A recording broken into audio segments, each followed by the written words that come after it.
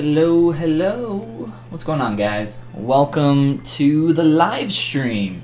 Hope you guys are doing well. I'm just popping this open real quick over on my other monitor so I can check out the chat. As always, feel free to ask any questions while I'm sculpting here. Just come, hang out, chill, pop in for a few seconds. It's up to you. You know how it works. Working on this character for the Dylan Ekron class right now that I'm taking.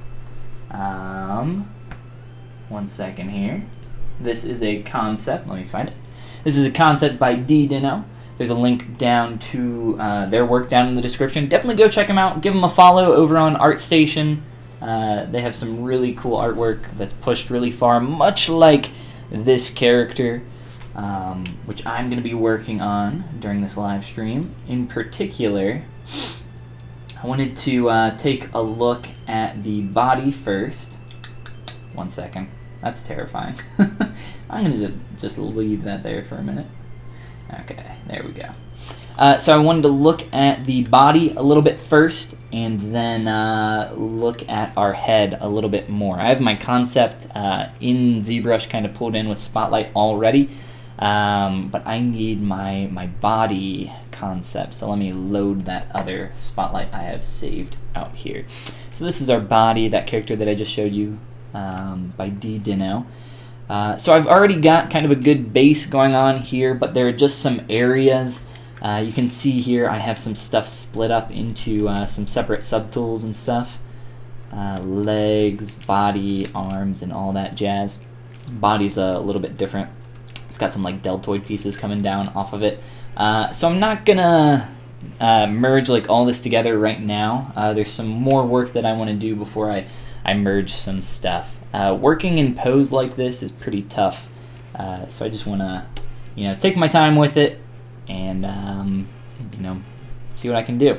I have moved my leg forward since the last time I streamed and done some stuff to kind of crunch in the pose here and just kind of bring it all a little bit tighter. Just trying to find something a little different than what we had before. Before, what we were looking at was like this really long stretched out pose. The leg was like way back here.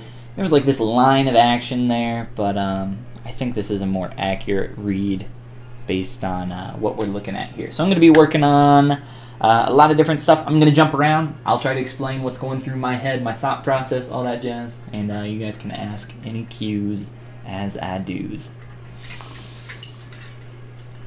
We got Craig, we got Hudboy, we got Pedro, all hanging out in the chat. What's going on, guys? Welcome to the stream. Glad to have you.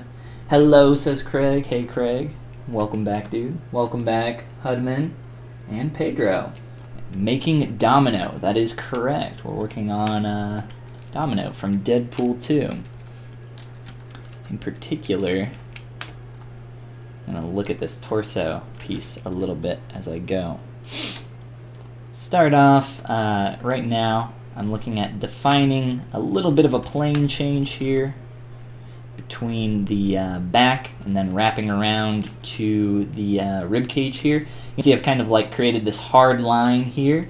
It's about time that I start to soften that form a little bit.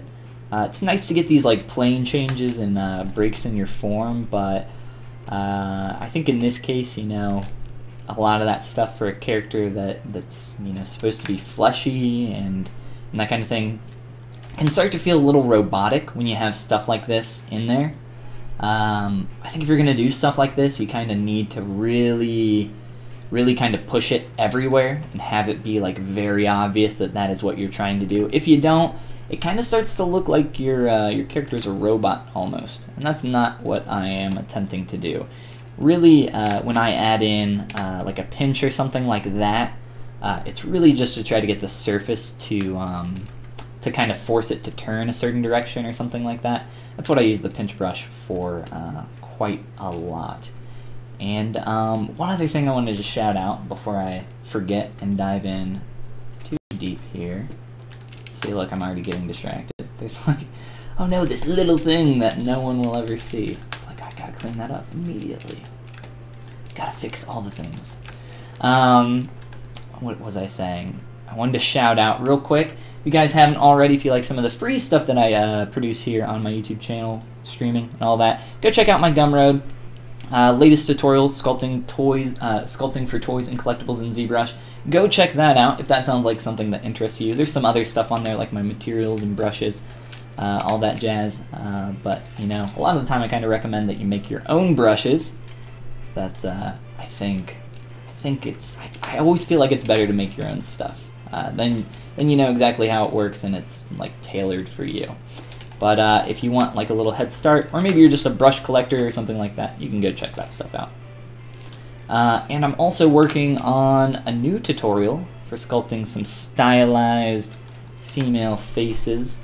Not all too different from this character's. Not quite this character's. This is not the one that we use for the video, for the tutorial. But I'm working on that, and I hope to have that out early next month. So if that sounds like something that's interesting, stick around and keep your eyes open for that one. Nitin says, "What's up, bro? Remember me, Immortal? Immortal DX? Yes, of course. Of course. What's going on? Welcome back. I see you've changed your name, or maybe it's just a separate account. I don't know. I know I have like 5 YouTube accounts, and I use maybe one of them. Maybe 2 on occasion. A lot of these brushes are just too strong a lot of the time by default. Just need to adjust some of this stuff going on here. Still trying to get this like tight crease. Let me try to get a little bit of a profile view on the body here and shift my light around. So I'm trying to get a little bit of a plane break there with the rib cage, right? Trying to soften that. I'll use my mask here, and then I'm trying to get like this this kind of break right here, right? And then I'm trying to get like this concavity here, this concave surface, kind of like sucking in the stomach a little bit. And then this crease here, you know, as that wraps out to the sides, I want that to soften quite a bit. I don't want it to retain the same level of tightness throughout the whole like crease here. So a little bit tight, similar to like if you not trying to show off my very small muscles, but like I don't know how well you can like see your arm. Look at my arm. Look at the crease in your arm as it like starts to flow out. That crease like becomes less and less. That's like kind of the idea that we're trying to replicate here with that.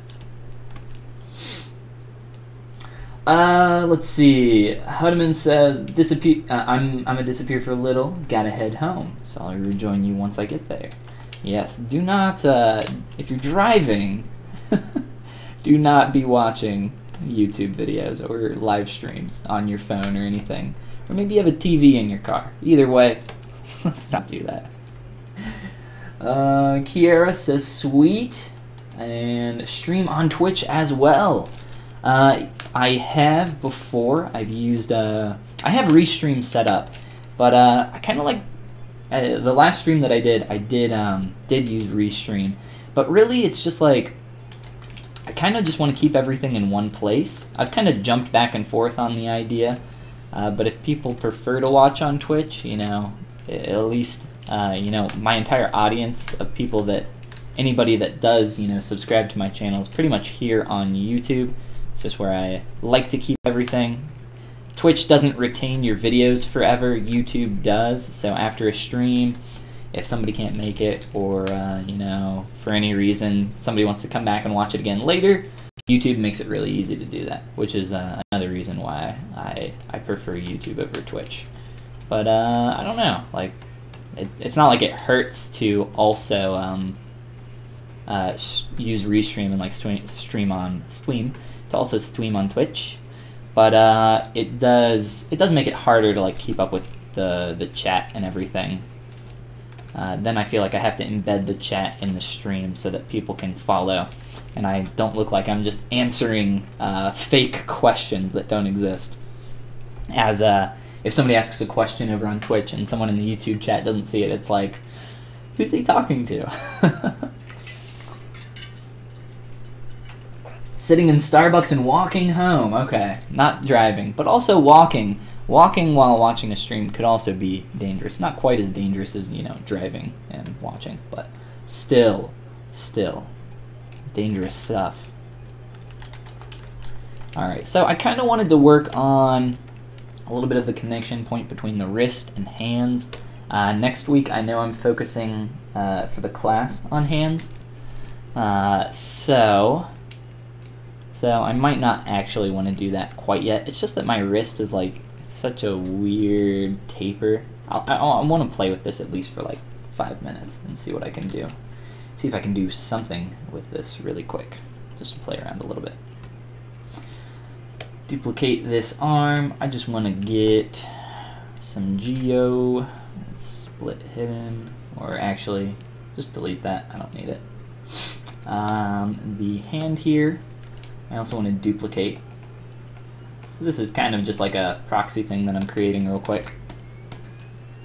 Just duplicating and merging these together with Dynamesh, and then sculpting over them and seeing what kind of changes I need to make here. And then, you know, I can merge these back over top of the others, or, you know, delete the others, or, you know, whatever needs to be done.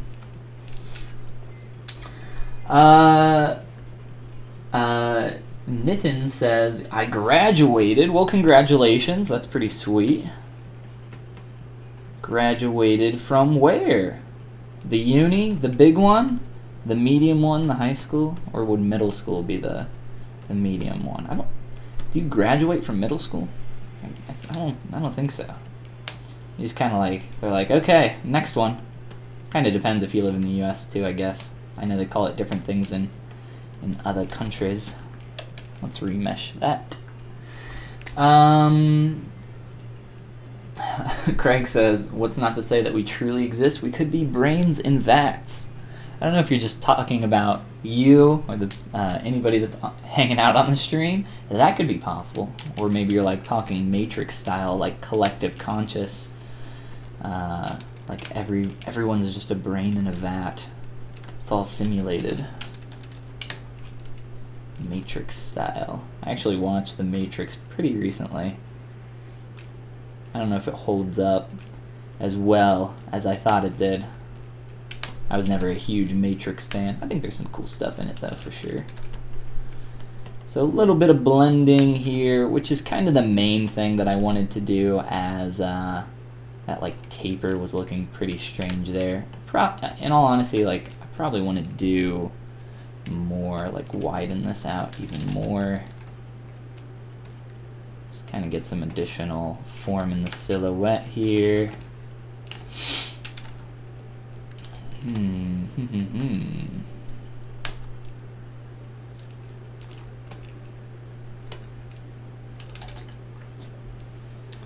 think my music stopped, or it's just a very quiet song. I think it is. At least I can't hear it. Let's pop on over to the next one. Sky Tiger, what?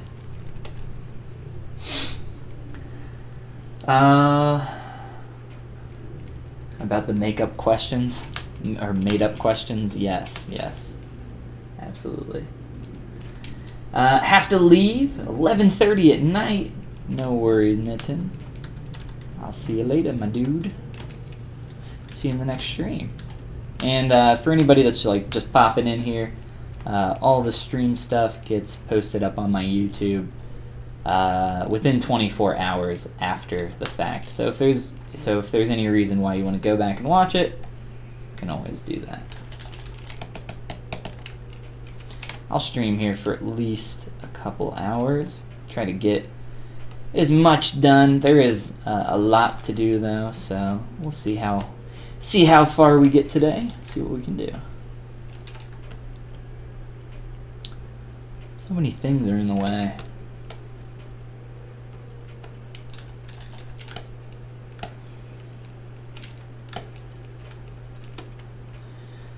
I probably want to flatten my palm out some more as well. So depending on how you sculpt your hands, typically I sculpt my hand in like a neutral pose, which can like cause the curvature of the hand to like wrap around a little bit. But with this hand that's on the ground, it's going to be flat, a little bit more flat, a little bit more stretched out, tighter. So I kind of want to focus on getting that, getting those forms in there and making sure that it's not looking like it would be in a relaxed pose, much like I have right now. Would you ever become a Pixelogic live streamer? Asks Osset Anima. Well, maybe. I might actually have some news on that pretty soon. I'll let you guys know more on that later, though. So trying to get the hand to be a little less relaxed, a little bit more tight, a bit tighter. So right now we got that kind of relaxed vibe. Probably flatten out a lot of this too. It's very thick through here. So let's try to just transpose, kind of squeeze in a little bit. I don't want to do too much. I think that's good. I don't think that was like overkill or anything. Let me grab my fingers, my phalanges. Thumb needs to rotate a little bit. Make sure that's all in line. I'm not gonna do a ton with like posing the fingers or anything, like I said. It's more of just working on that area, that connection point, making sure that that's looking like it's in a good place. Let's try to get some additional form in here and just kind of clean up some of this junk. How's this looking? I actually think that's not bad. I think it's pretty close to where I want it already. Slide that up. I'm not gonna worry about like the thickness of the fingers or anything right now. So we'll leave the fingers alone. I'm gonna have to sculpt these hands. I guess I can sculpt this one first and then mirror it over to the other one so I have a base to sculpt on and then change it from there. I guess that would be the easiest way to do it. But there's definitely some, you know, a lot of asymmetry going on there. This one's still kind of pulled pretty taut, so I think there's gonna be some overlay where I can jump back and not have to do too much over again. Let's whoops, give me my lazy mouse please, give me some creases. Just defining some planes really quick, coming in here, softening up some forms. It's pulled pretty tight, so you know I don't need this to be crazy. Really, it's just for getting the surface to turn ever so slightly throughout there. And I will work on, I think that's a good place for now, but I'll work on kind of flattening that out more once I like get a ground plane in there and do some other stuff with that. I did have a ground plane in at one point, but it's no longer there. So let's see. Let's turn our Bodhi back on. I'm gonna delete this extra hand. Cool beans. All right, let's look at some other stuff. Quick save.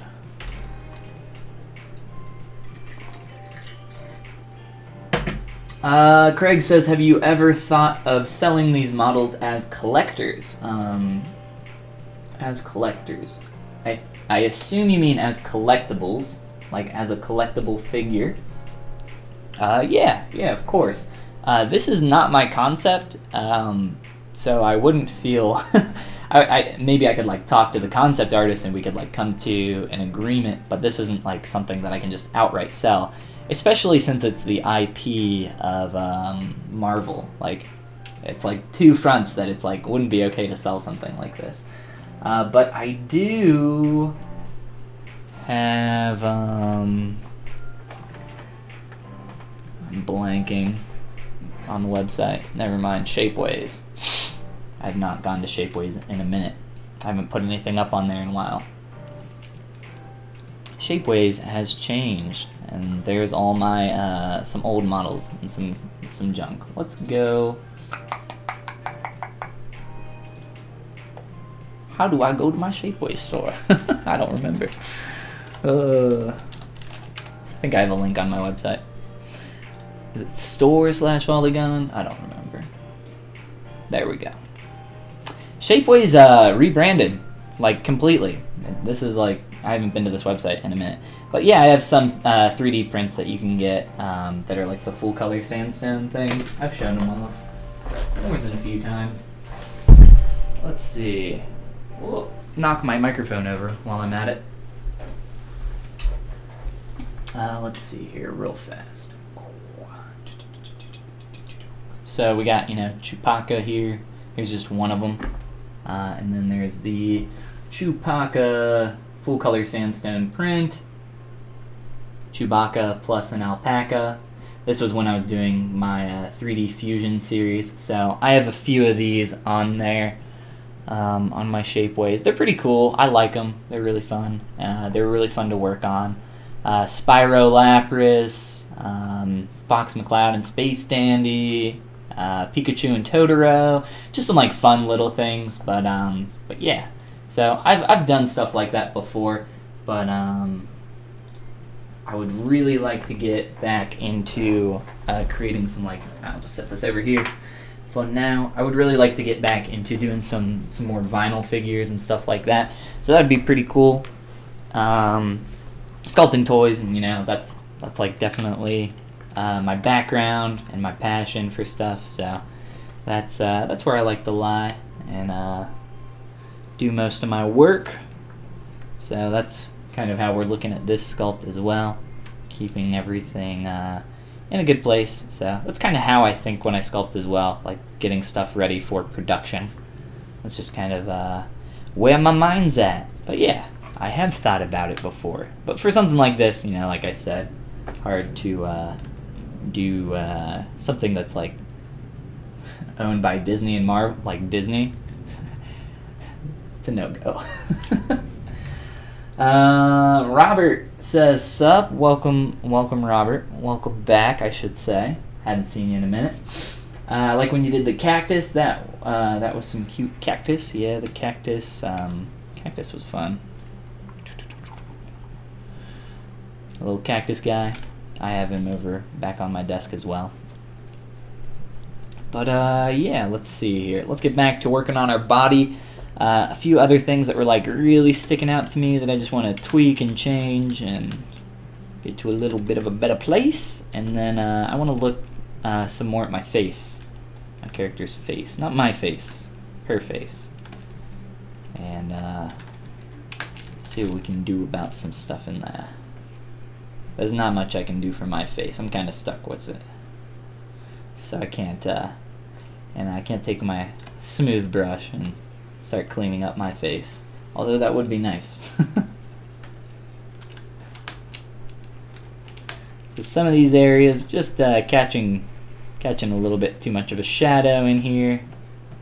Trying to fill in some of that. I think the form's good. Just some of these areas need to get in a little bit more clean. Turn on double here so I can see inside my mesh.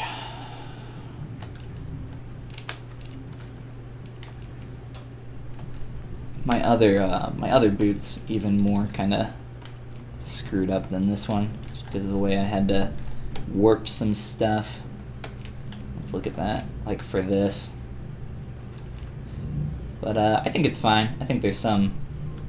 I kind of like this actually, like this slant that we got going on there. And that's like really simple to do. It's pretty much like yoinked it. Not the whole thing, but just the bottom part of the foot. Really dynamic. Can get some interesting kind of lines for the whole silhouette there. The whole thing kind of like follows one direction.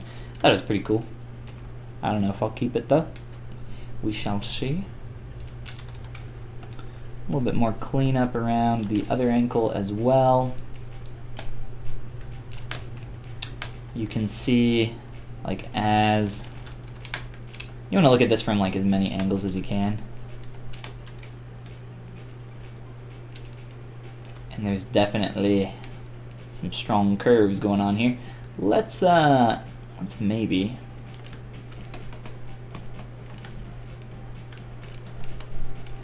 try something like this.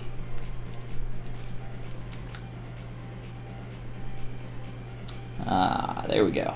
That's much better. Just kind of shift that whole thing. Craig is learning ZBrush as a hobby and also writing a novel. Well, that's pretty cool. Sounds like a lot of fun. What kind of novel we writing, Craig? Craig is writing 51 Shades of Grey. And it's a ZBrush erotica novel. I don't know what that would look like, but you know, that's for Craig to decide. It'll be really good. I mean, I'm gonna buy it. I've already pre-ordered it. I'm really excited. Doing a medical course too. Nice. Rohit, what's going on? Welcome to the stream, man. Glad to have you back. Craig says sci-fi, but you know, we know what he's really up to. That ZBrush erotica. Gently taking the smooth brush, I lowered my focal shift. This could be good. We could come up with some good stuff. Alright, I think that's starting to get in a better place. There's still like a funky shadow that I'm seeing right here that I'm trying to get rid of without destroying the crease that I got going on here. I think I'm just going to have to kind of get in here and nudge some stuff around.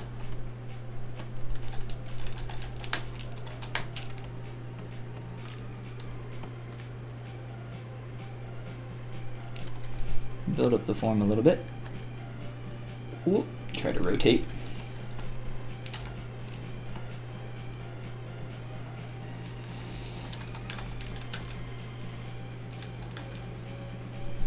Try to clean this up, hitting it with my trim brush. Other side as well.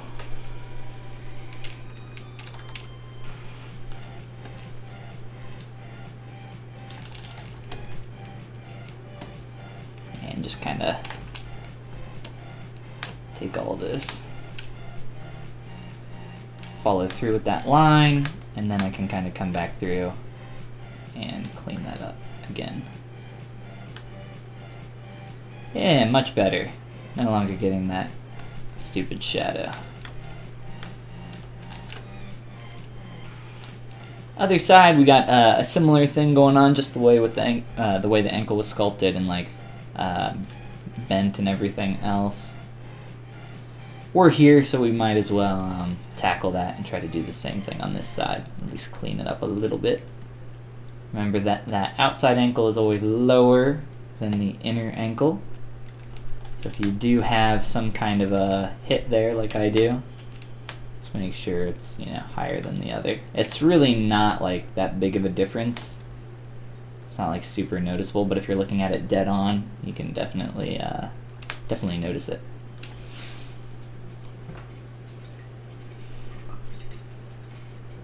Robert says, I finally learned how to make custom menus and made some shortcuts to my main 5 to 6 brushes. Nice, that's what I use mine for. Not for a few brushes, but also a lot of functionality of different things. Now I can just close the right tab and click tab on keyboard and just work from my tablet and keyboard. Nice, nice. Craig says I was way off on the ZBrush erotica book. That's unfortunate. It could have been good stuff, Craig. I would have bought it. So much space, some of the topics that are in the book.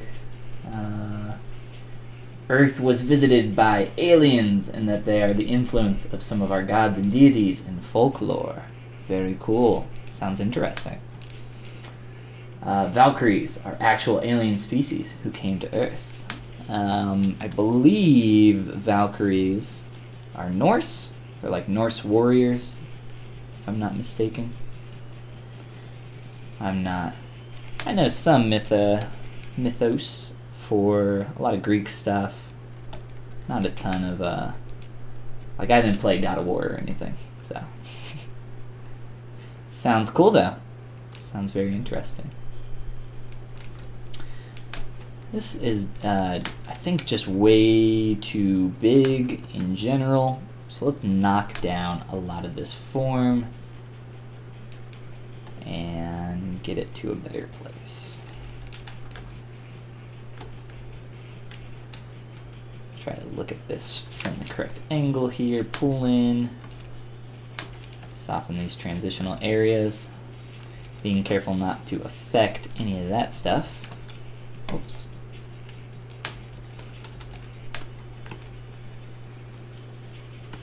There we go.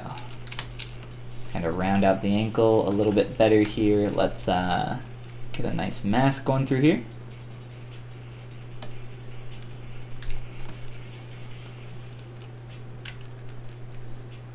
And I think that's looking pretty good. Much better, at least.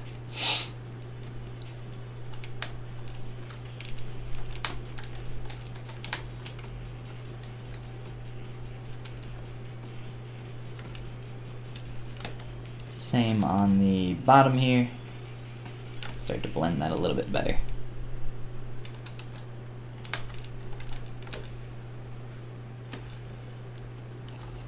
I'll have to look at my other ankle and see how it's doing compared to this one, because I sculpted it the same way.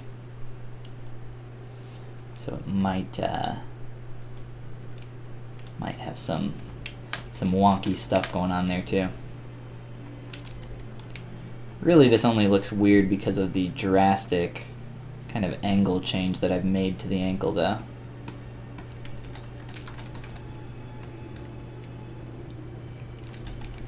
Try to mask that off once more. Clean you up.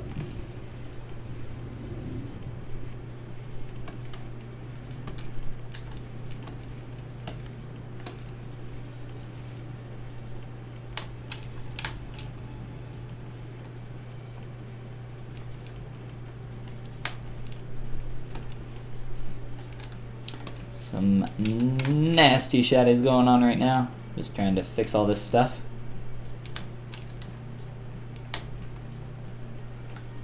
Gotta be careful when you sculpt in neutral, start to pose, and don't correct your form for that pose specifically. Really easy to kind of forget about and leave too. You're just like, I'm sure it's fine. It's also why a lot of the time it can be better to do what I'm doing on this character, which is sculpting in pose. It's because for something like this that's pushed so far, if you sculpt neutral and then you know, go to pose it later, you're just gonna have to re-sculpt a ton of stuff. It's just like a waste of time to sculpt in neutral at all.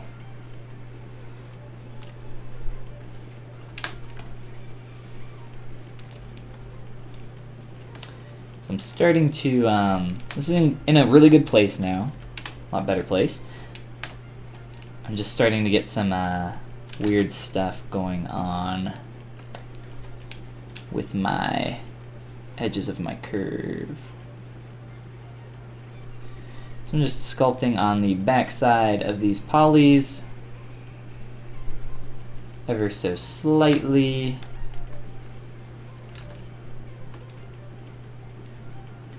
And you can see how at the top we're starting to get that mark there. It's okay. We can clean that up.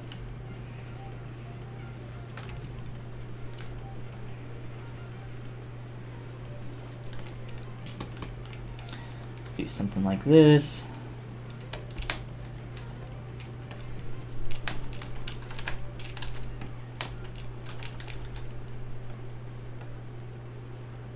I'm using back face masking on my move brush. I'm pulling down, while also kind of pulling at an angle here. I'm trying to get like this pulling in effect. And you can see that it's really close to what we want, but there is, you know, still a little bit of warble up through there. A little bit, you know, we don't have to be super nitpicky, but we want it to be as clean as possible.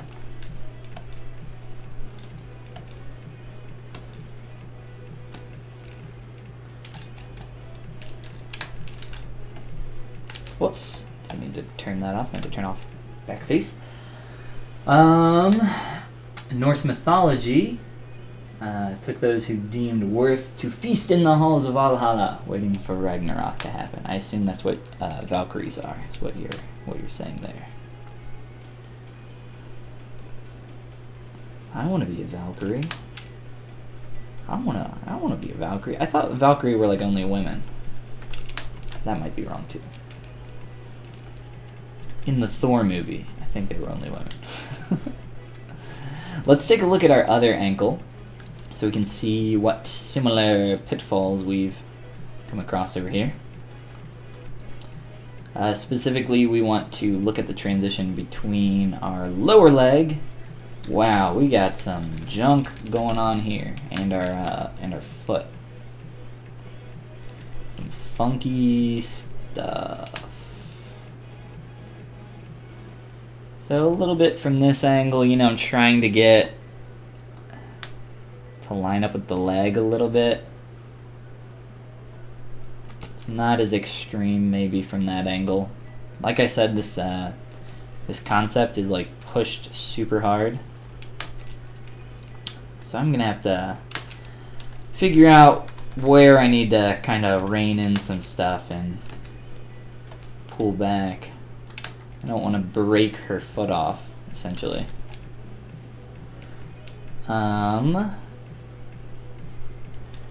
Pretty strong shadows going on this ankle as well. Pretty similar to the other. So let's see here.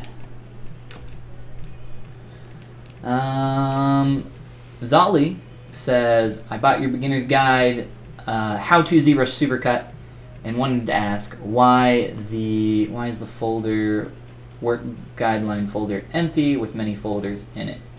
By the way, I like your work. Well, thank you. I appreciate it, and thank you for the purchase there. The work guideline folder, I think it's explained in the first video. If you haven't watched it yet, you can correct me if I'm wrong. But that is a personal folder setup that I use when I'm like organizing my stuff. Let me see here. This isn't a good example, the one that I have pulled up right now. But it's an organization method that you're going to use throughout the course to like organize all your files. So I can't remember what's all in there, but I think there's some stuff like there's like a folder for like your ZBrush files, a folder for like your references, your whips, your images, stuff that you like come across. Just to like, that's like my personal folder method that I do for like whenever I start a new project. I always create like the same hierarchy. I just have like a root folder that I copy and throw in there, and then go from there. I believe it's explained in the first one. Like I said, correct me if I'm wrong, but definitely check it out. I recommend you do what's best for you, but that's just one of those extra things that I threw in there that I thought would be helpful for some people that are new to ZBrush and just starting out, as the course is titled Absolute Beginner's Guide. So it makes sense, you know, if someone brand new jumps in there.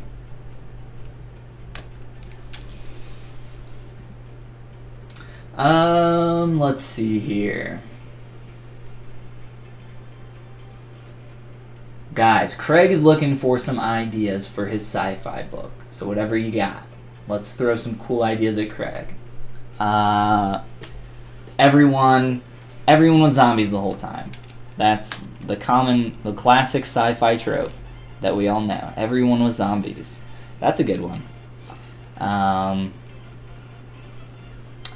You could, all the aliens were ghosts.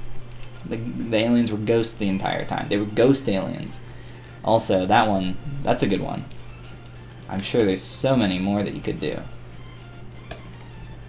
Those are my ideas. You can, the rest of you can give Craig your great ideas. That's all I got. Didn't watch it yet, just bought it. No worries, no worries. Organization is key, faux show. Absolutely. I am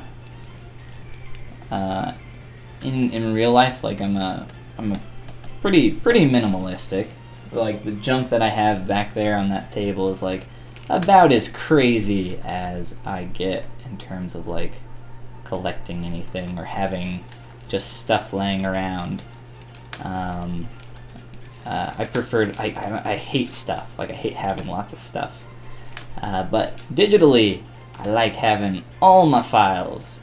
So I will save like a ton of versions of something that I'm working on. And similarly with that, I hyper organize as much as I possibly can.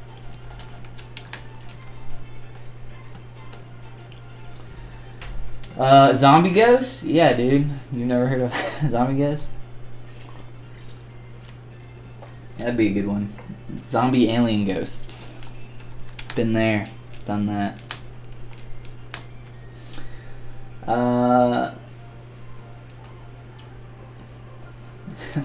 Nice.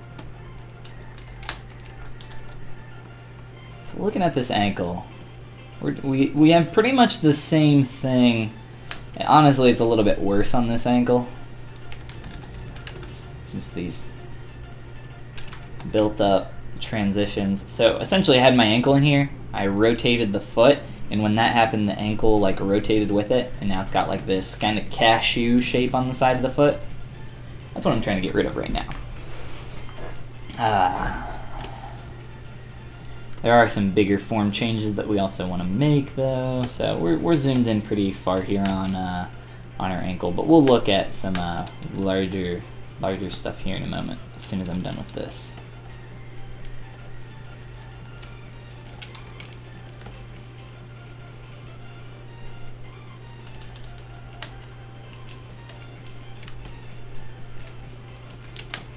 Alright. Kind of doing a little bit of follow through with my line there.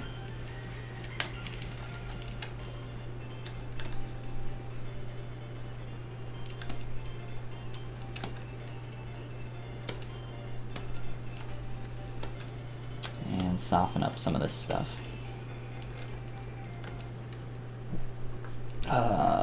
This transition sucks in here. A lot of the time when I got something like this going on, I'll just like split it off and re-dynamesh it together and get like a super tight 90-degree transition in there, and then work it a little bit more. Whoops. Which we might do.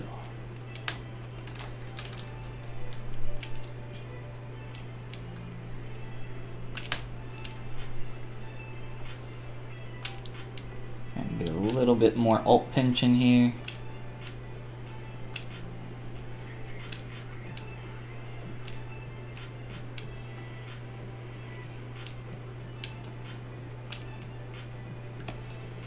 Some dirty junk we got happening up through there. No worries. Okay, let me look at that from the side view. Boop, boop. I think that's much better. There's still, if you look at our silhouette, if we change the light position there, you can see how essentially this line comes up and then has like one of those right there. Let me get rid of that real quick. And that'll be all we say about this ankle.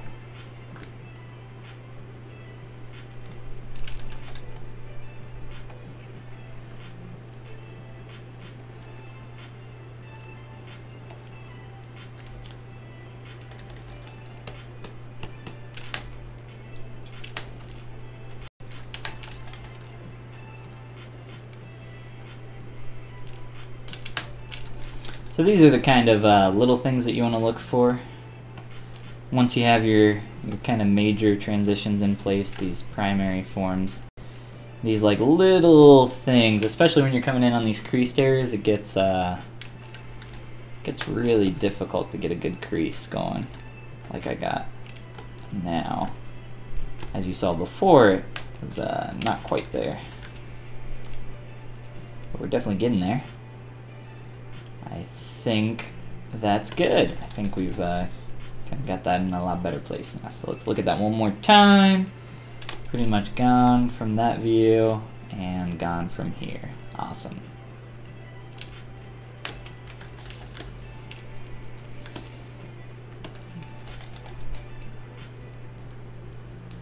I would maybe add some additional form like right through here. But really, I think it is good. All right, let's zoom on out and look at some more stuff on our body, see what's sticking out to us.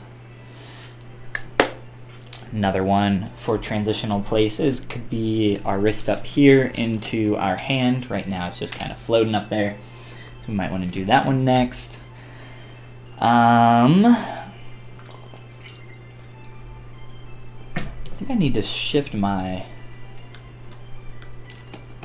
body over a little bit to the left.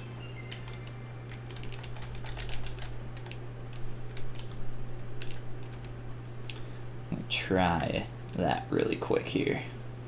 Let's do this. Make a quick selection. Mask it off. Soften that mask. Honestly, I think it's more of just this side coming in a little bit too tight on that creased area. That might be what's throwing me off.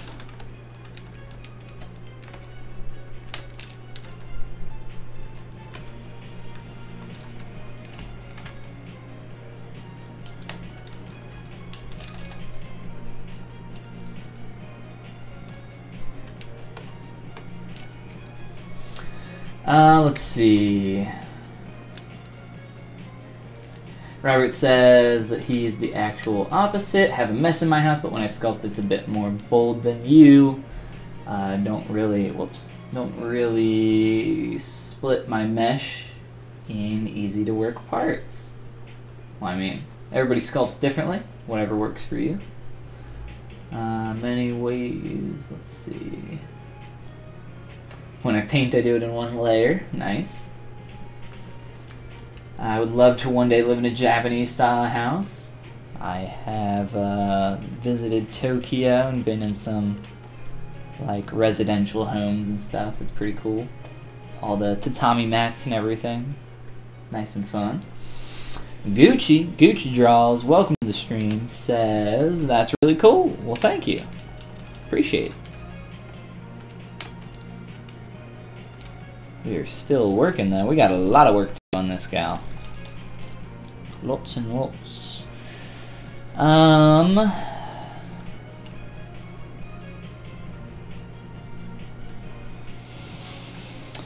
thinking that right now I want to make some changes to my ribcage break, and honestly it might just be like straight up softening this form a crap ton. But that might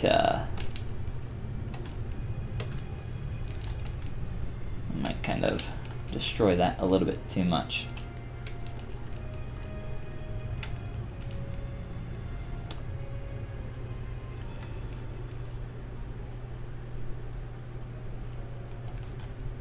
You know, I don't think that's actually what the issue is.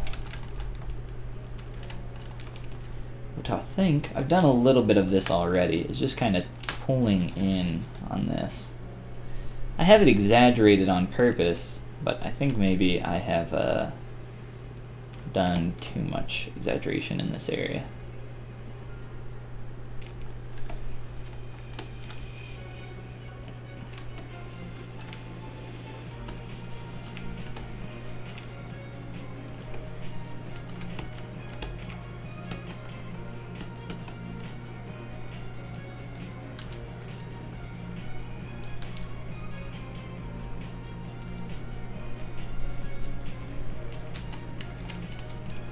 Getting there. I think that's kind of about where I want to be with that though. And let me look at this from the bottom view. Never forget to look at your stuff from these kind of extreme angles. It's also going to allow you to see, you know, how that curvature and everything's working out for you.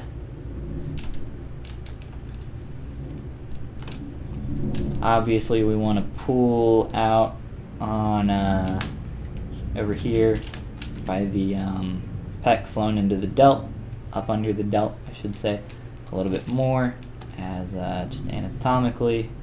That's how we want that form to take place. Stretching, pulling through there. Similarly to how it's kind of like pulling up and out through here. The breast, once I like blend that in there, that's like these are supposed to represent the pecs and the breast together.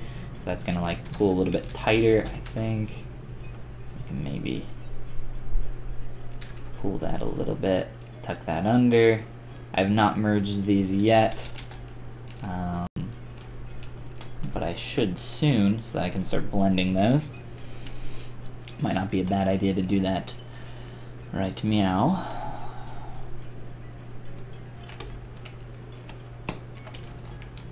Do a little bit more cleanup around here, and we can think about doing that.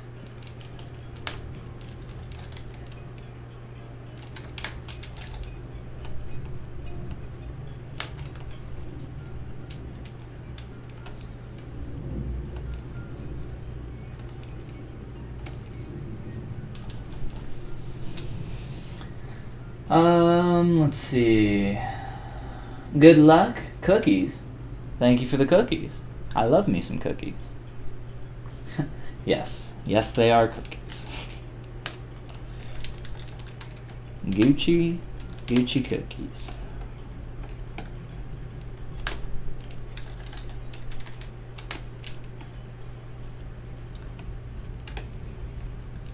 Just trying to clean up that line a little bit for the rib cage. Same around here.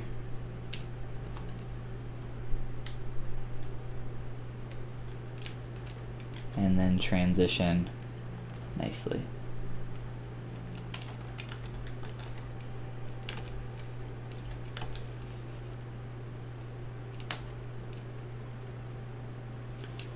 Try to find a better angle to hit this at.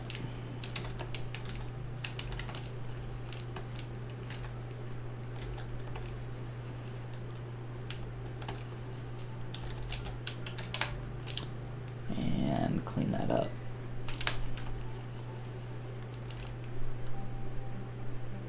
Really tight in here, really kind of difficult to interpret what's going on, so I have to kind of design some stuff myself and try to figure it out a little bit better. I think the direction that we've chosen is fine. Doesn't mean that we won't change it later though.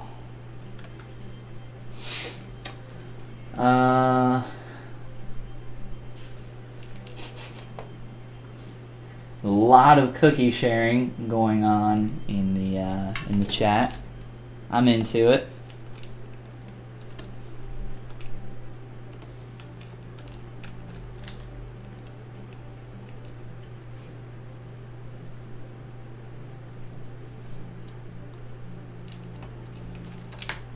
Some thickness issues going on here. So one thing that the leg does as it comes in here towards the torso, you get this little bit of a kind of S-curve dip in as it comes in towards your pubic bone there. So we're getting a little bit of that. Just want to make sure that it's represented accurately. Honestly, in this pose, this leg is pulled up, very taut, with a lot of these muscles, tendons, everything else. So I don't know how much of that curve would actually be in there, but I am kind of using my silhouette of my character here as a guideline for these areas where, you know, I'm trying to figure stuff out a little bit more. And I think we're pretty good on that, at least from that angle. I just want to make sure that that shape carries through to my other angles as I rotate around here in 3D.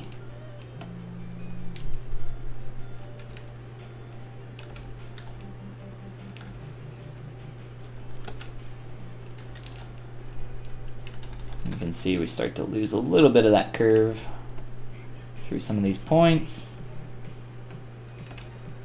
That's why it's important to look at your model from every single angle. And these subdivs help quite a bit as well.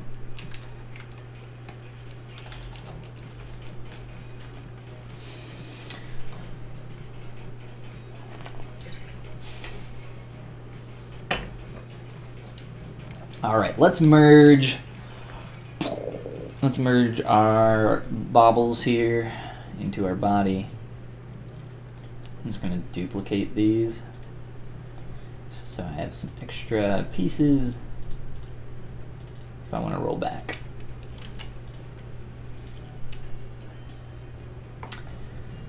When you're merging two subtools together, you will have your subdivs kind of retained depending on how many subdivs you have in each. I had 5 in each, so I did retain those.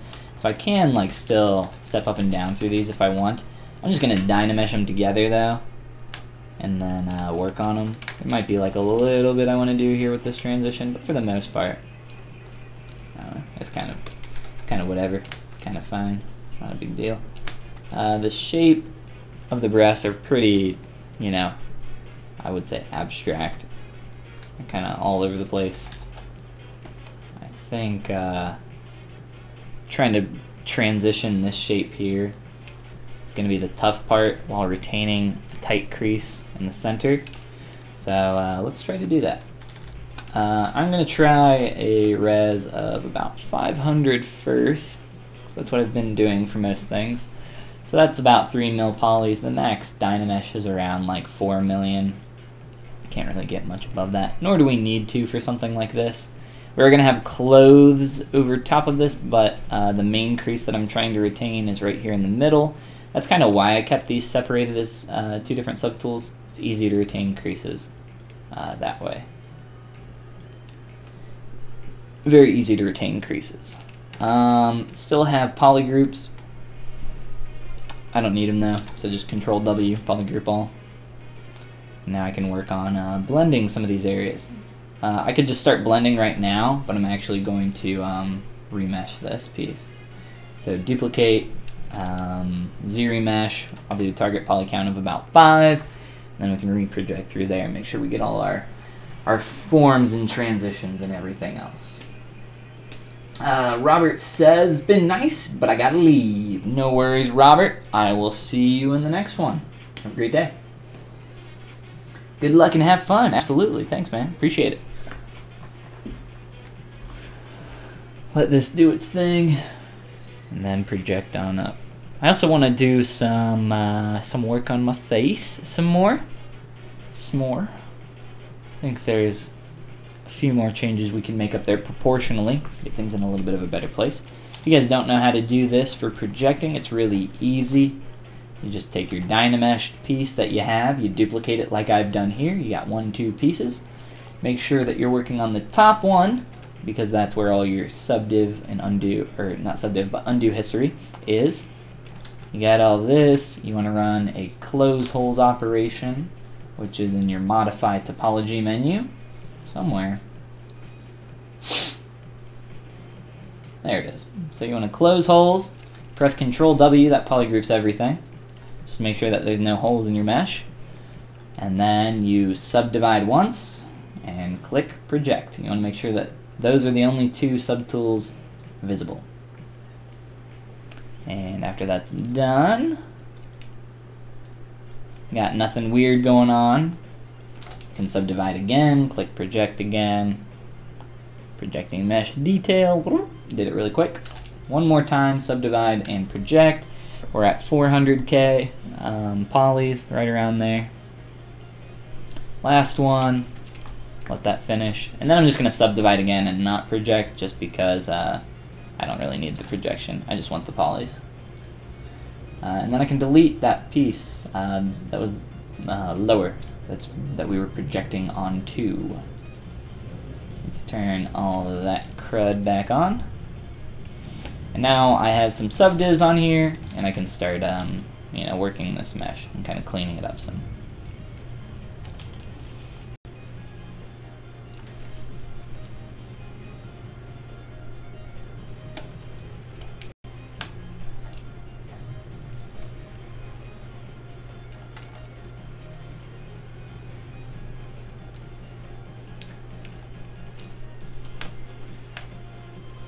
Kind of sculpted these back in and out a couple times, my clavicles, kind of cleaning up that form.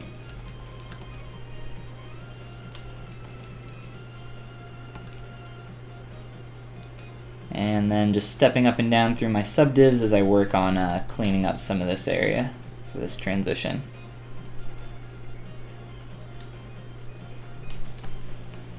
I haven't done much with this yet, so we have our work cut out for us.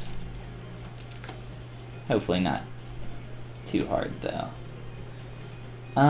The transition here, I might have to re-split that off because it looks like it's kind of merged a little bit more together than what I hoped. It's not a huge deal though. In the armpit, it's really easy to like destroy the stuff that you're working on in here. You just want to be careful. Get back to cleaning some of that up.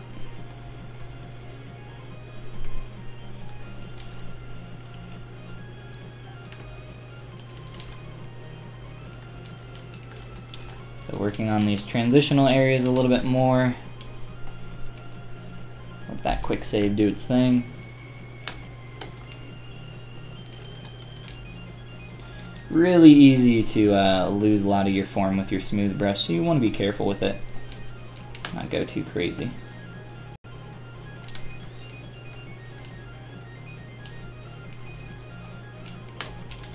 That's why I like using that trim dynamic brush a lot.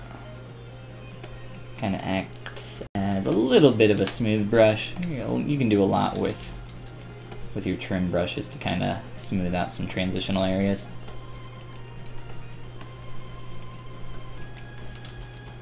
Kind of looking here, I think some more blending needs to happen as we get in a little tighter, and I think we can do that.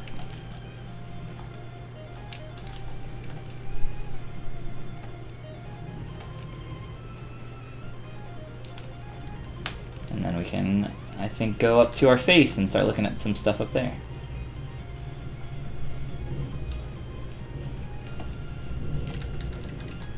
So let's take our trim dynamic brush and come through here and start to fill in some of this.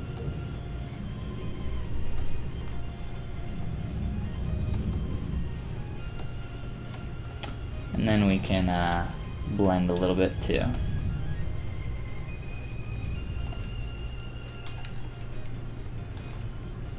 What I'm seeing happening though, whoops, go back to double, is it like gets this kind of bowing out right there, bowing in technically. That's what I want to avoid. Can be a little annoying. Let's get in here.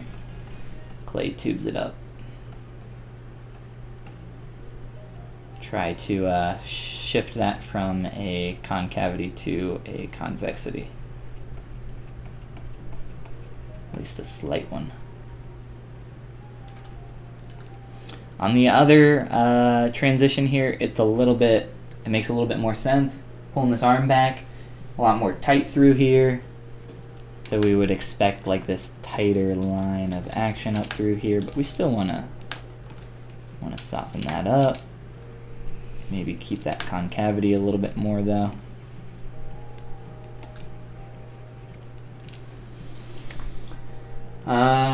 Caught a stream for once, says Lindsay Towns. Well, welcome.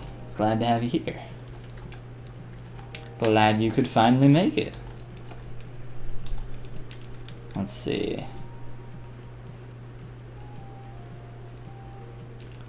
Over here. Whew, my neck.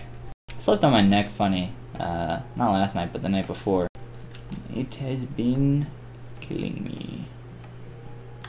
I'm about to go turn on my AC too, because it's like burning up.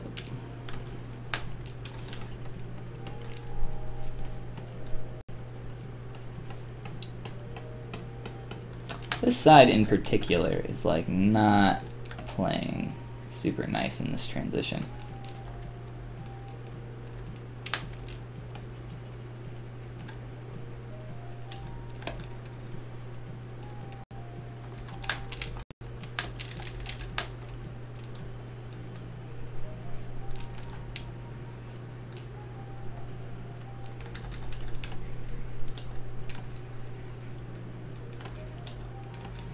See if I can kind of force the surface to turn a little bit and then come on through and smooth that out.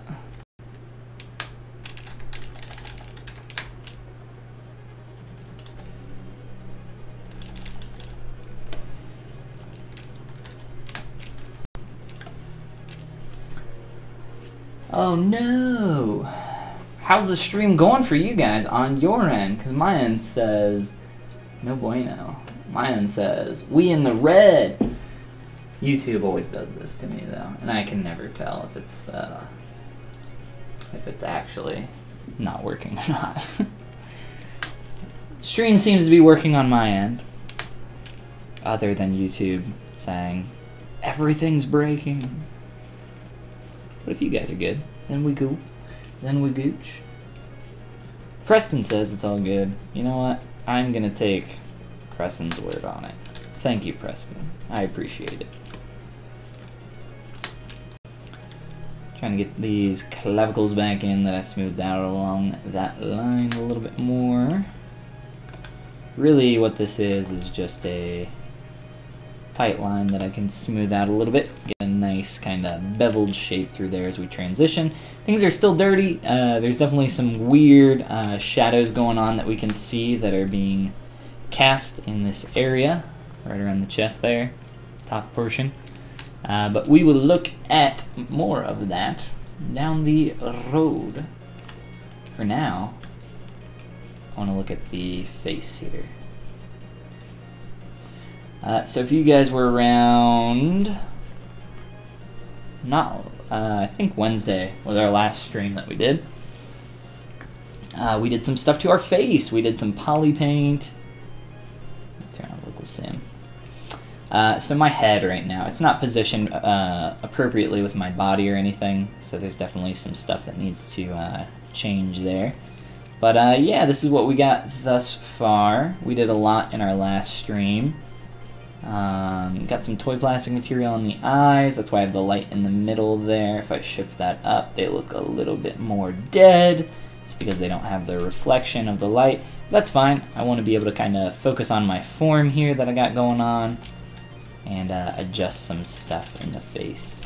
So let's turn our hair on and look at adjusting some of this. So really simple stuff going on up in the hair.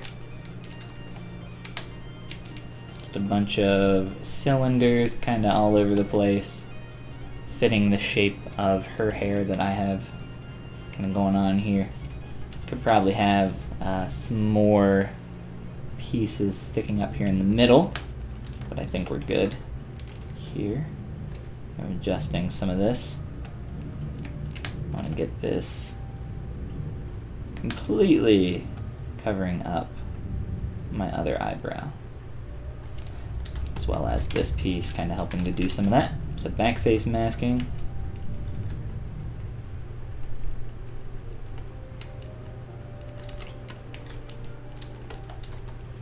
Pull some of this stuff around. A little bit closer down towards the corner of the eye there. There's also some shapes that we need to change in our actual eyes. Speaking of eyes. Oh no, I'm dying. I think my face is a little bit too round. I think there's some length that we could add in some different areas. Let me see something.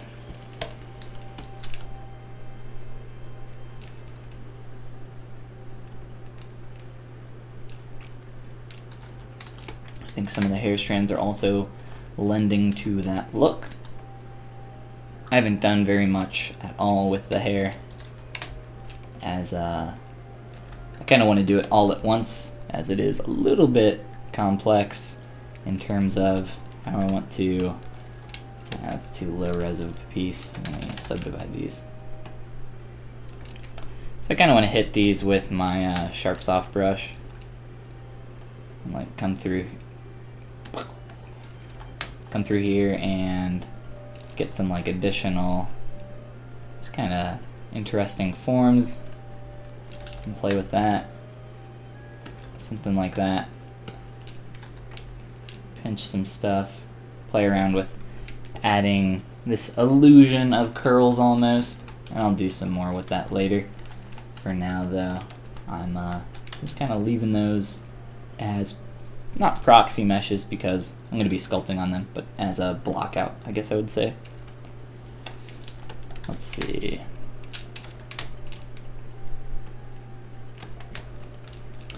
Alright, so one of the last things that we did on our face was tweaking our nose a little bit. It's annoying. Stupid group. Was tweaking our nose a little bit. Trying to find the forms from this kind of angle here. And we have... Let me grab this real quick. There we go. So we can kind of look a little bit more at the face. I think we've gotten that nose to a pretty good place in terms of symmetry. I think after like we start adding some asymmetry to it, start to get some of this kind of twist that's going on, I think it'll be looking even more like it. The lips as well, I'm gonna, keep them pretty much how they are now, and maybe add some of that asym that we see in there later. Let's see. It sounds like some Harry Potter music right now. Kind of want to make these lips a little darker too. Magical Education of Wizards. Nice. Do you have a tutorial on your YouTube that demonstrates the techniques you use normally? I use a lot of techniques. So, all of them? Let's try this real quick. I don't know, man. I think maybe just watching some live streams if you wanna like learn how I sculpt, or if you really want to like get into it, go to my Gumroad and check out my Sculpting Stylized Characters for Toys and Collectibles course. That's my most recent one that I released, and that covers exactly what you just asked, like all the techniques that I use for sculpting a character, techniques and tools and all that jazz. So if that's something that you're interested in, I'd recommend that. But in terms of like my workflow, like this is it. I'm doing it right now. I just don't explain every single little thing that I'm doing here. I try to explain as much as I can, but it's really hard to talk and sculpt at the same time, more often than not.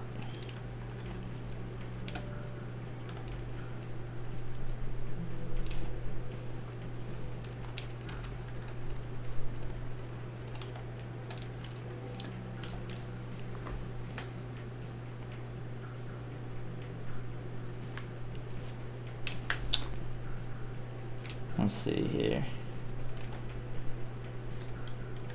Can try that maybe. I'm just trying to darken these lips a little. Let's see. Let's go with.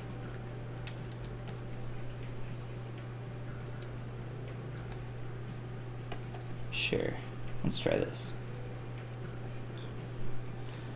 So like some of the stuff that I was doing there, I'm just trying to kind of essentially blend some colors. I was trying to blend a little bit more dark and saturated color so that I could find a little bit of an in-between, both between what I had and what I was trying to get a little bit closer to.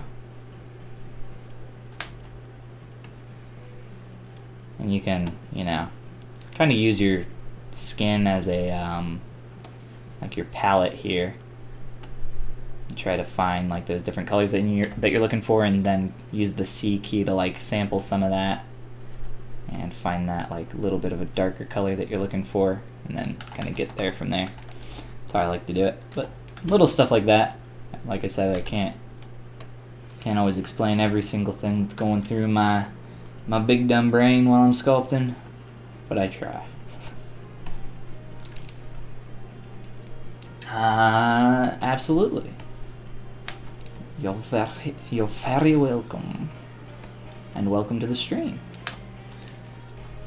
Preston, I don't think you've ever hung out before on the stream, so correct me if I'm wrong. I don't have the best memory in the world, but I tend to remember most names. I might be getting a little bit too into, nah, I think we're good. Thought we were getting a little bit too red. I think this works well with the skin tone. Blend that around.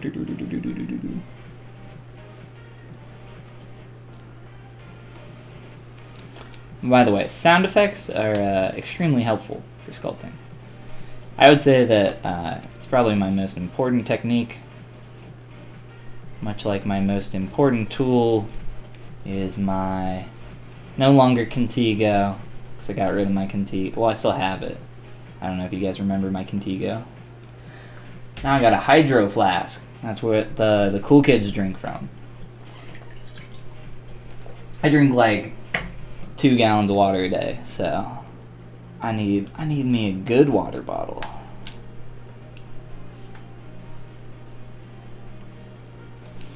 Alright. A little bit of the skin tone here. Low RGB. Fade some of this out. There you go, some more sound effects. All very important. Okay.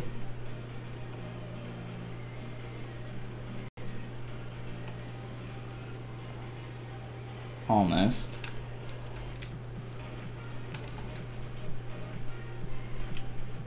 And depending on where I sample this, I'm going to get like different colors, but sampling your spotlight can be helpful for a lot of this stuff as well.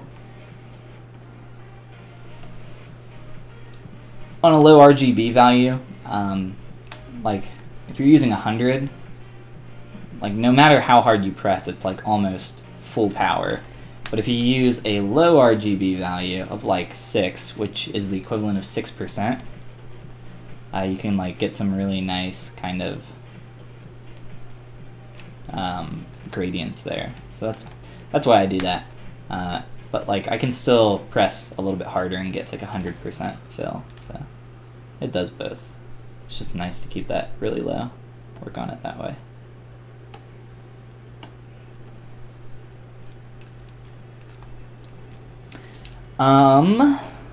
Let's see. What else is really sticking out to me? I think the distance right here is something I would like to elongate. Stretch a little bit. And let me look here. There's also a little bit of a plane change that I got going on that I kind of want to bring down a little bit.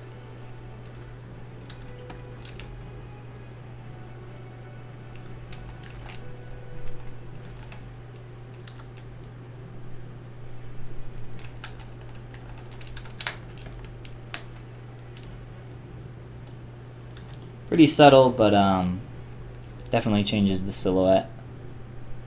Trying to look at it from other angles, perspective can help a lot.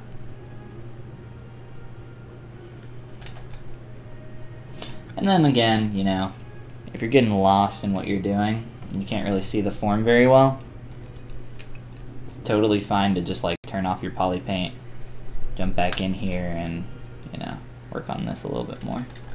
You do want to be careful though that you don't Dynamesh while you don't have your poly paint on, because you will lose it. Dynamesh can only remember one of two things: your poly groups or your poly paint.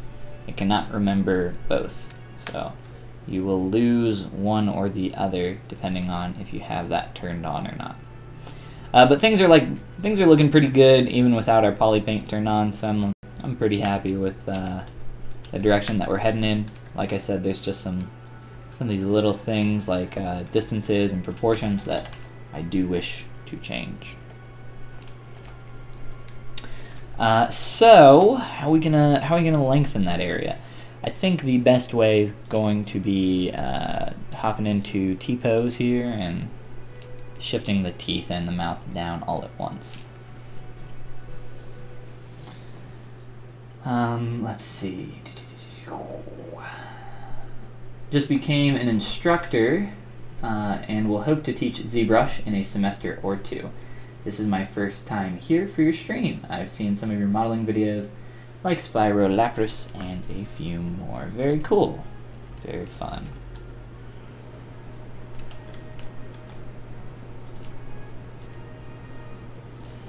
So let's see here.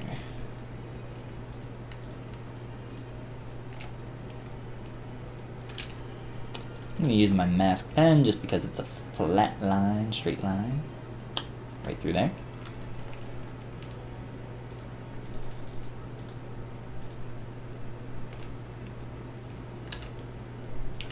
And let's see. I'm going to be careful not to stretch around here.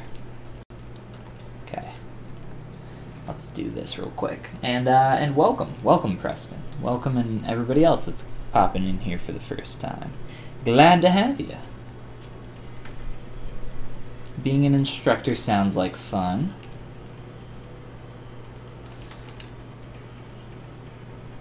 Symmetry was not turned on. Hopefully that is a symmetrical change. If not, I guess it's not the end of the world.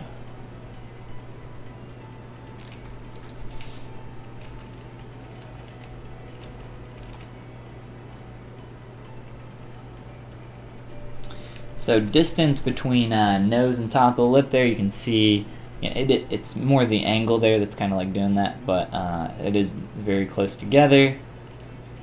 I'm kind of looking more at the distance between the nose and the corner of the eye. And turn on perspective here. Let's T-pose back and see what that's looking like.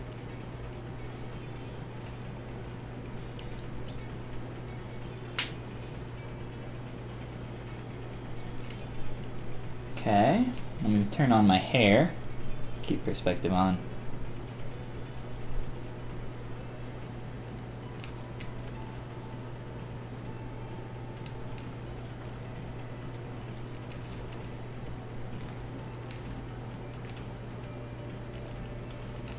Okay, I want to go a little bit less than what I have there. So this is, that's fine. Okay, so I just needed to move the face and the teeth. Got a little bit of a border going on here. Let me fix that. Alright, so I think that's looking pretty good. Let's look at this a little bit better. So I'm turning on the hair and everything else here, just so I can reference what I'm looking at a little bit better. Keeping that hair in there is very helpful. I'm also going to have to do, obviously, some tweaking, some pretty heavy tweaking to the hair. I don't have a neck in here yet. That'll help with a lot of that as well, though, as I need to transition that into the body. And I think we're almost there, but the big thing that needs to change right now in the face is with our eyes. So you can kind of see our curve up here and our curve on the bottom. I wasn't sure if I was going to do this, so that's why I waited. But if you look at the eyes, you know, we got the curve on the bottom. First of all, the curve on the bottom is super tight. It wraps like all the way back around. Very strange. Very pushed. Which is fine. We might be able to replicate that a little bit more, I think. But the top eyelid, we got this flat right here. If you guys see that. It's got like this double lash shape. Very, very unique, I would say.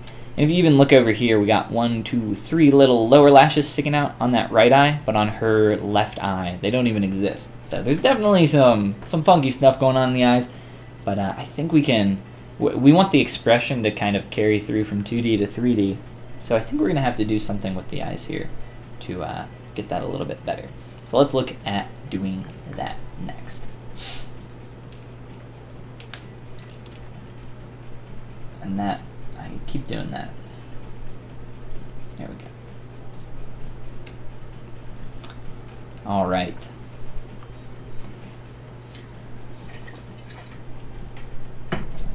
One second. Cool.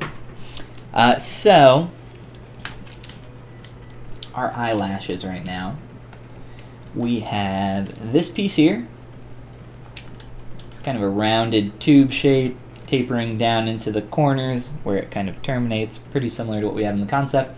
And then on top of that, we have this piece, which is just kind of blended in right now. It's black, so it's a little hard to see. And then eyebrows. Eyebrows we don't need to worry about. So let's turn off all that stuff so we're not distracted by anything. And now we can kind of focus a little bit more on our lids that we have going on here. Pretty simple. This is all remesher topology, using polygroups to kind of help tell the polyloops where to go. So now we're going to kind of break a little bit of this. So I'm trying to pull up, get a little bit of that tighter corner in there. I'm using Move AccuCurve for that. Could pull down slightly. I want to be really careful here that I don't just like destroy all the stuff that I worked so hard to get in there. Really nice and clean. So if we're pulling down, we're doing so gently in some different areas to flatten that out some. This is almost perfectly flat going up towards the corner. So we can try to represent that. We could even pull the corner up on the other side. I want to be careful that I don't, you know, just yoink this up from one side and have everything else get destroyed. So I got to kind of do this from some different views gradually. Be careful of that.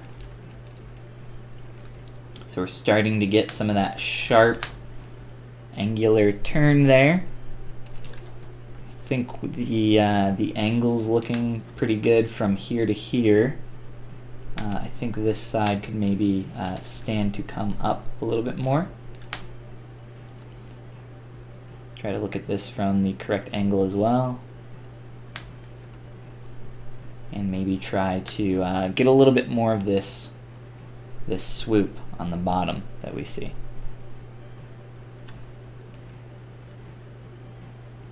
So like I said, this is this character is pushed really hard, really far in a lot of different ways. So just trying to find that balance right now between what works and what does not can be quite a challenge. I have some sub divs on this piece, so I can modify it and begin kind of tweaking it into a similar position to what we had there for our lid. Kind of just following the form of my lid, my eyelid. Have that still taper.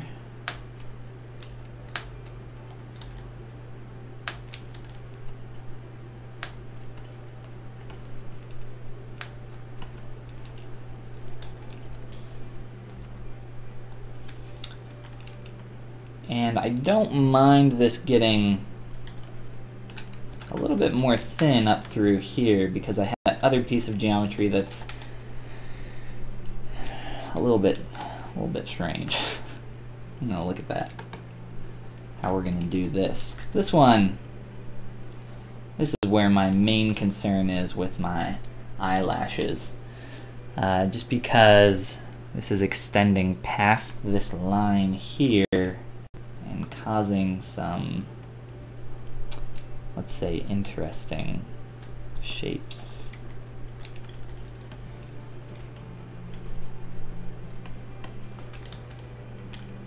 I'm getting distracted.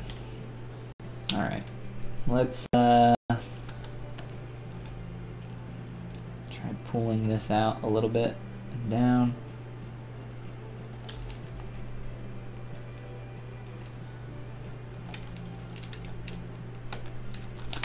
I am using dynamic subdivision levels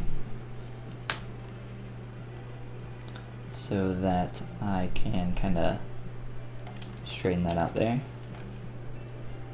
so that I can see what this would look like if it were to be subdivided. So not subdivided right now, it's pretty much just a smooth group. It's best to think of it that way.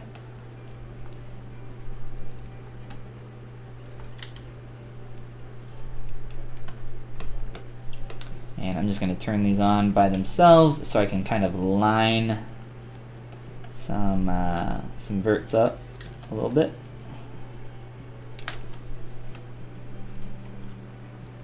I don't want this like poking through the eyeball or anything like that, so just got to be aware of these different forms playing together. And getting there.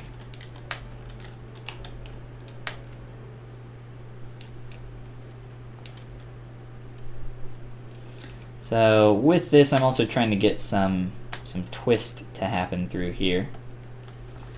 So as it comes through, it starts to, this surface here, starts to kind of do some twisting and wrapping around, which we've got pretty well in there so far.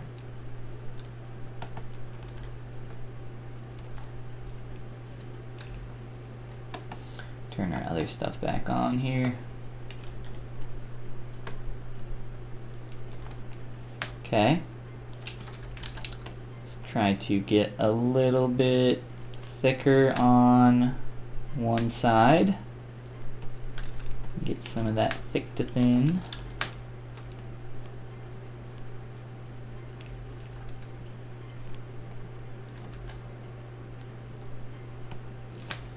I'm trying to nudge this down, but I don't want it to like poke through my eyelid. Nothing crazy like this. So a little bit of a back and forth here as I try to get that.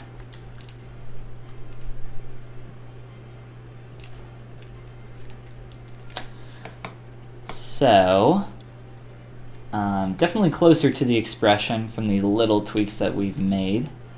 I think that angle could stand to be pushed even further.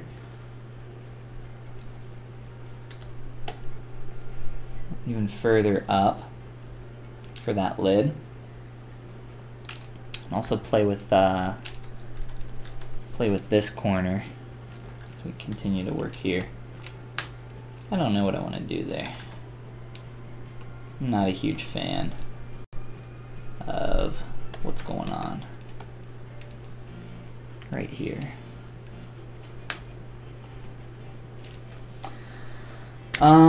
Let's see here.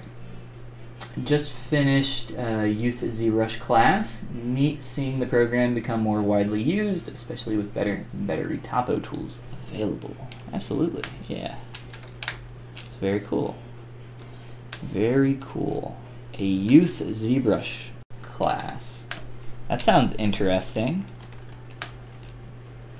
Wish I could have gotten to ZBrush when I was a young boy, and my father took me into the city to see a marching band.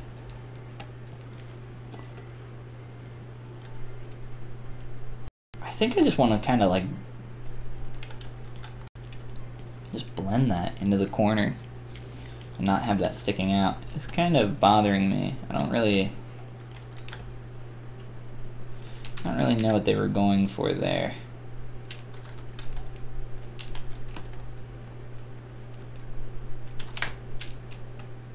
I think I'm just gonna leave it, whoops, for now. Maybe look at it a little bit later. Try to play with it more. Let's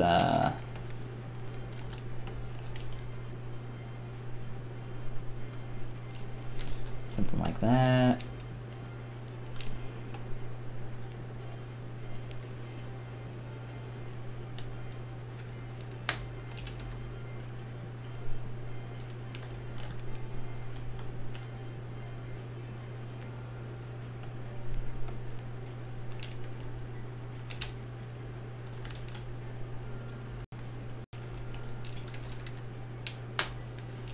And I want to pull this corner even more.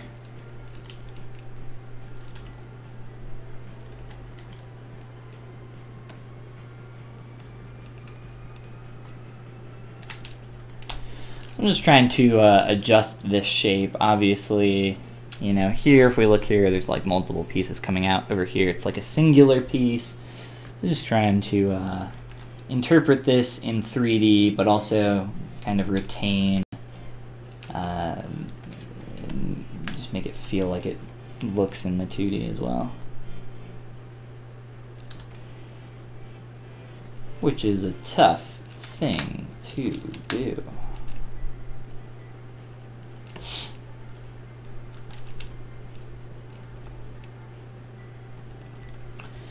I think that I definitely prefer not having that odd kind of corner piece, and we can kind of retain the expression for sure without it, but she's looking a little sleepy now with this change that I've made, or a little dreamy or something like that. So we definitely want to get that angle change in there for the lids.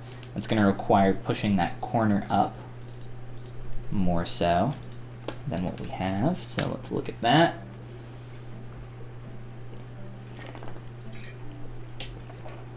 So we're definitely pushing stuff.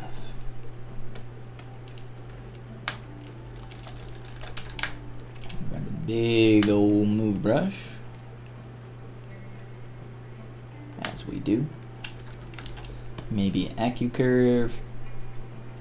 And I gotta be careful as I do this. I still need it to wrap around the eye.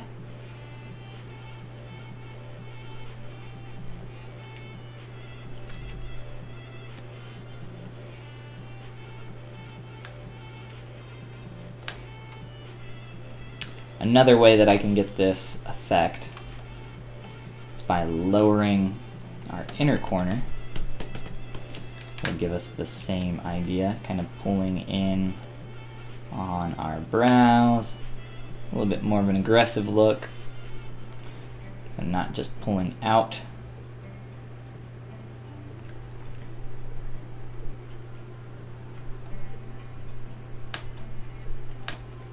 So a little bit of a balance there for sure, as I kind of push and pull on these different areas.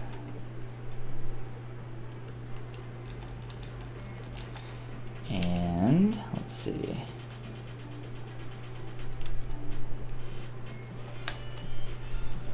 So I think I need some more volume. I'm starting to lose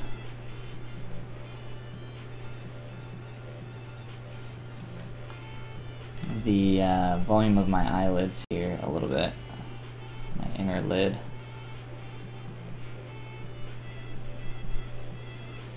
So I just want to get that back a little bit.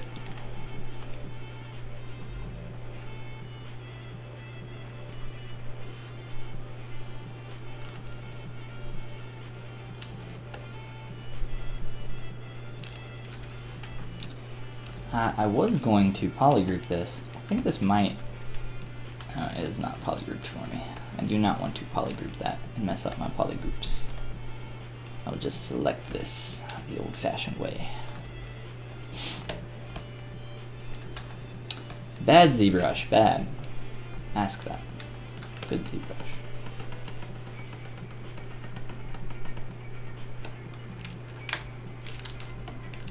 Okay. So I'm losing some of the volume here on my inner lid. So I'm using move backface masking to get in here a little bit and try to retain some of that, get some of that back. I think we're a little better off on the lower lid than we are on the top. Just kind of pulling down through here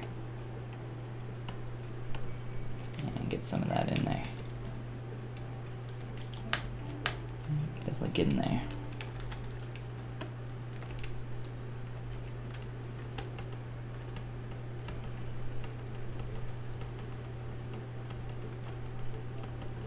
Shifting my mask to the outside edge a little bit here.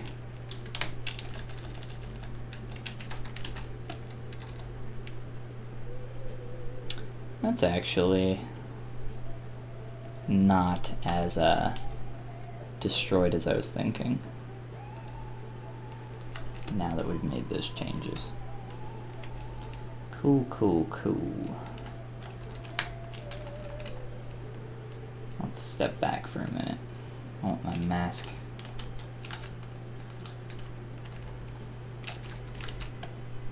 I want my mask again.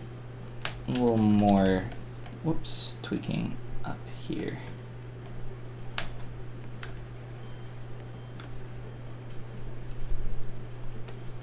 Polypaint's getting in the way a little bit. Hard to see my form, so toggle that off.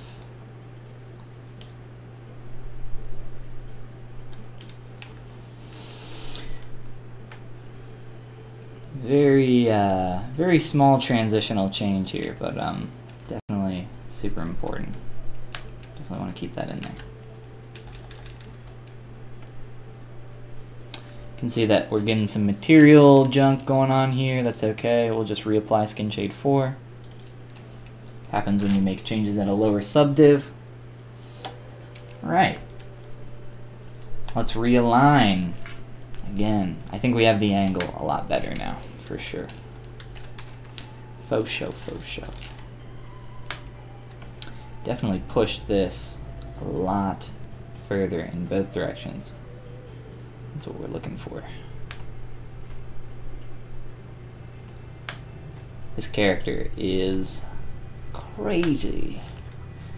That's kind of why I chose it though, because I knew it would be challenging. And I wanted to challenge myself.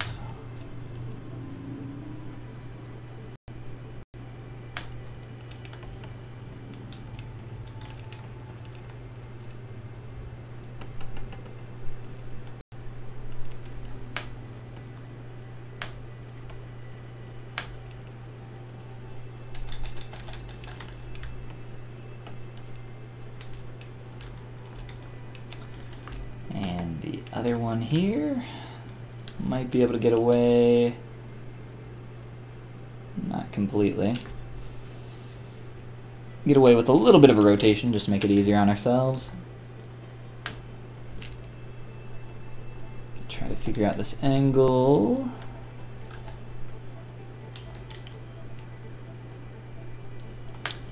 And we definitely got some stuff screwing up here.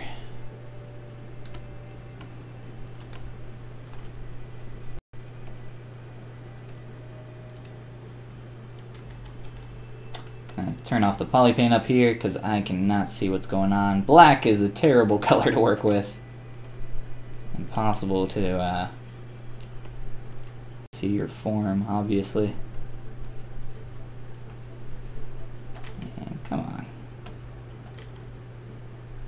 There we go. Going into the lash or the lid there. Don't want that. There we go. I just want to be able to see a little bit of that from this angle, so that I know it's blending in there neatly. Ooh, that jumped pretty far. Pull these in a little tighter.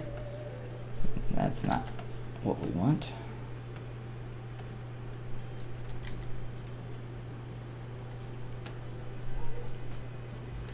Just making sure that I can blend these nice and easily.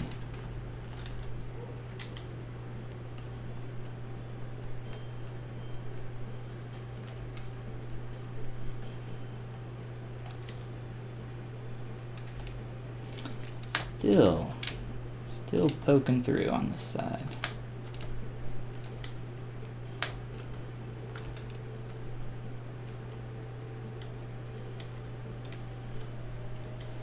And I could kind of hide a bunch of stuff here on the eyelid to make this easier on myself, but you know, that's just gonna take too long.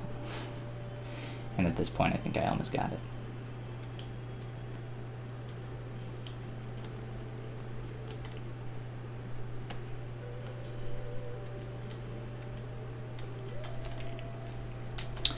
Cool, cool, cool. Let's see what that's looking like.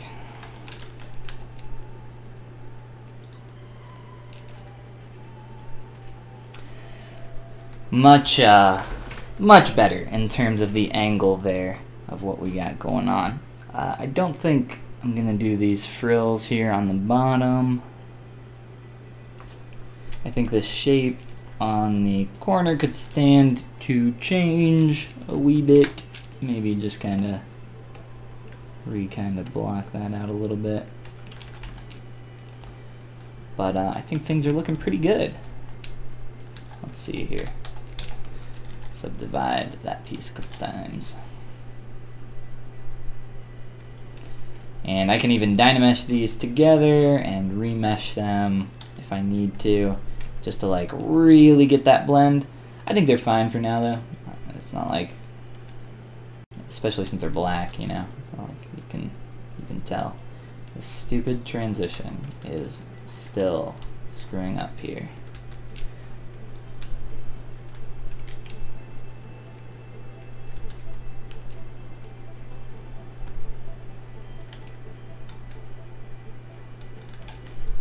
Pull you in. All right, there we go.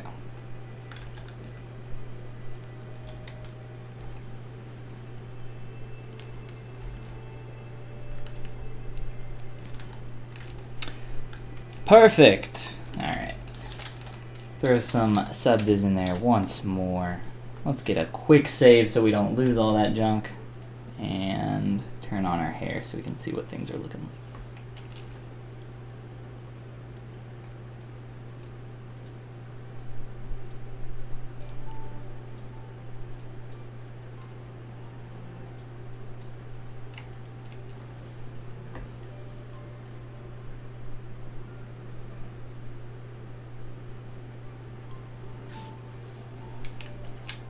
Expression in the eyes is very close.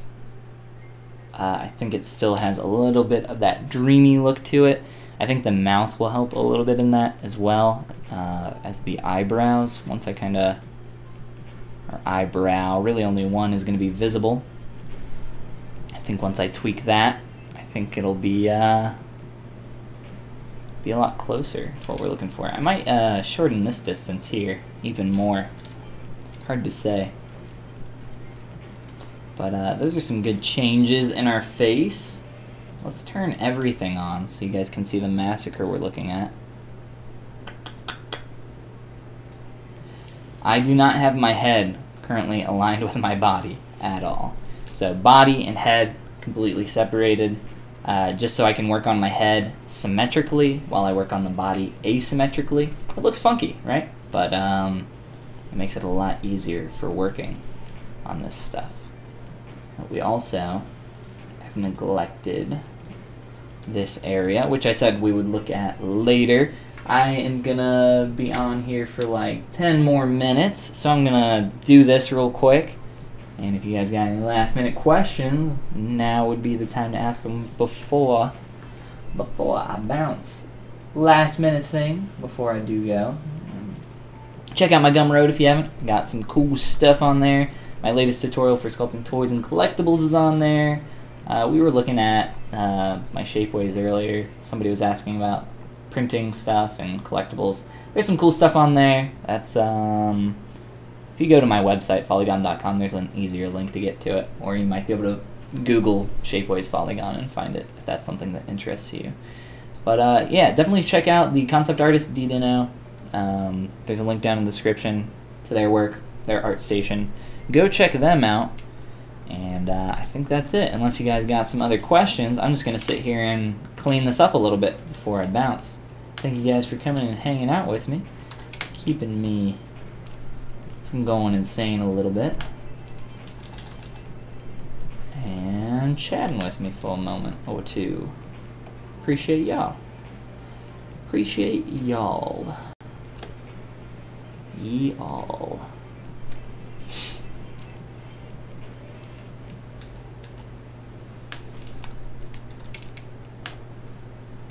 Thank you. I will check it out. Absolutely, Preston. Thank you.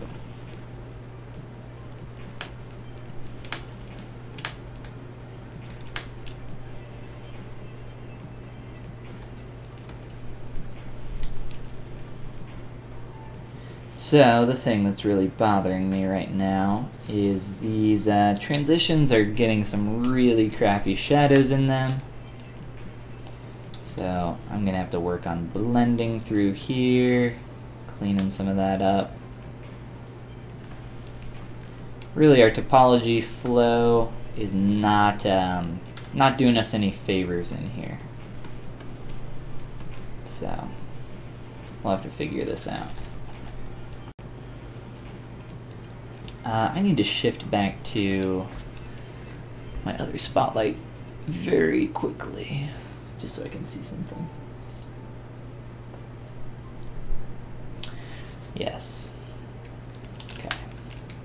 So I want to pull out this area a little bit.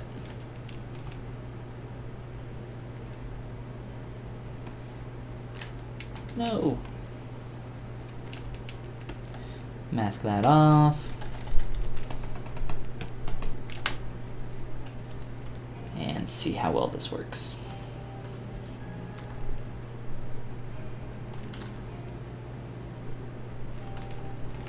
Actually, that worked a lot better than I thought it would. Yeah, I just think that line of connection needed to be a little bit closer there. Gotta be careful though, because we start to lose some of the form that we got going on here. Very, very unique shapes going on here in this region. I'm just trying to interpret them as best as I can in 3D. If anybody is ever getting a different read on something, shout it out for me so I can kind of, you know, not just brute force something. Instead, get some more eyes on something is always helpful.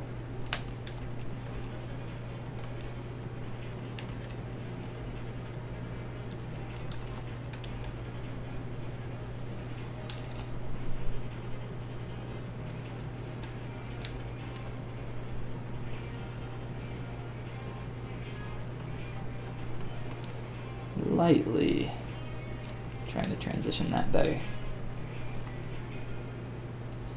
And also look at this from as many angles as I possibly can. So the way the pec works is it inserts under your deltoid into your humerus. And there's like 3 different things that insert in this place, in the same place on the humerus. It's pretty crazy. It's not humerus. It's a lot to remember. And off the top of my head, I don't even remember. That's why we use reference, though. And I probably will need to look, even though this is, you know, hyper stylized in what I'm trying to do here, I'll probably look at some reference and try to get some planes blocked out a little bit better. This transitional area in here, as I get tighter and tighter in this area, it's really tough to retain some of these creased forms and also transitional areas. It's not easy to do. A little bit of a back and forth here.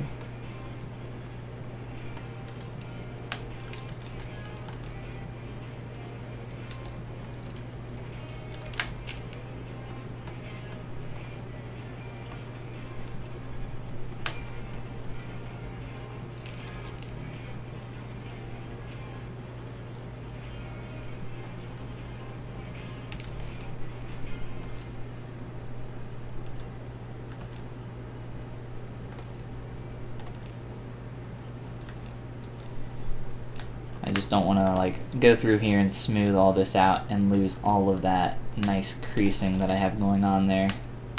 It's really frustrating when that happens, and trying to get that back, as you guys probably saw on our ankles earlier when we were working on those. But I think that's going to be good enough for now. And I'll definitely be hitting this later, doing some more work on it. But yeah, I don't think I got anything else. I think that's a good place to stop. So again, thank you guys for coming and hanging out with me on this streamerino. Thank you. And I guess I will see you guys next time. Whoa, I just closed my live stream page. Hold on a second. My mouse has these back and forward buttons on the side, and I slap them all the time on accident. So again, thank you guys, and have a great rest of your day. All right, see ya.